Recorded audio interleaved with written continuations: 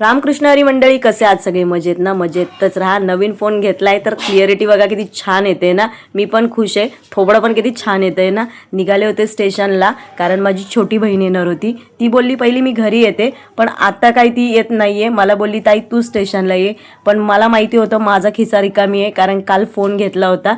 पण तिचं काय ऐकणार, ती बोलली ये ये. मग गेले स्टेशनला. तिला थोडी शॉपिंग करायची होती.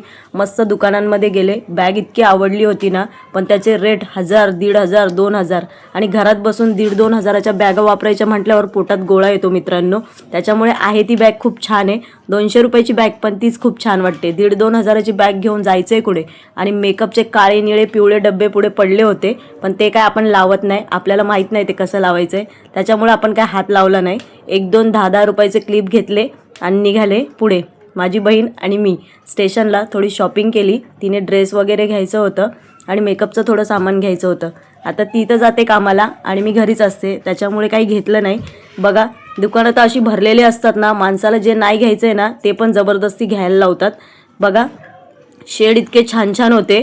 20 रुपयाची लिपस्टिक खाली रोडला भेटते. दुकानात गेलं तर त्या लिपस्टिकची किंमत 500 आणि 600 रुपये सांगतात. फक्त लिपस्टिक हाताला थोपली आणि निघाली दुकानातून बाहेर. चला बाय.